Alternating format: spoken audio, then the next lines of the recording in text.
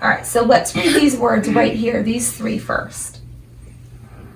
Cake, take, bake.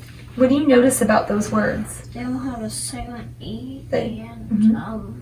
They have A, K, E at the end. Yep, they all have silent E and they have AKE. What does the silent E mean?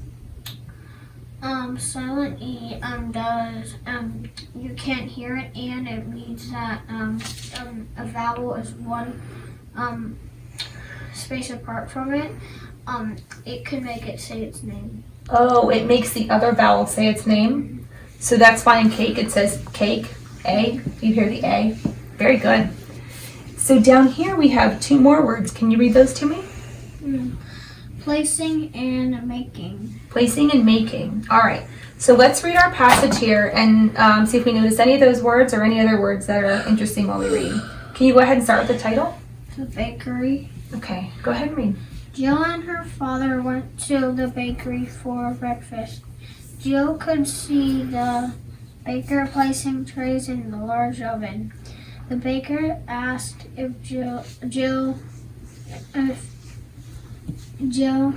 if she would like to get a tour of the kitchen. Jill smiled and said yes. Do you know what the word tour means here? Uh-huh. What does it mean? Show around the place. Yeah, show her around the place. That's a really good explanation for that word. Okay, go ahead and start reading there. As Jill listened, the shiny switch on the giant mixing machine caught her eye. She reached out her hand and flipped the switch. Whirl went the machine. The baker, Jill, and her dad jumped back. Chocolate cake batter sprayed around the room and all over Jill.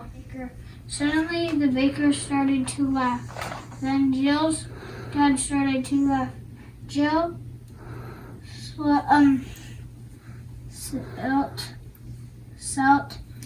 Let's see, Jill. Let's read just that first part. Still, good. Felt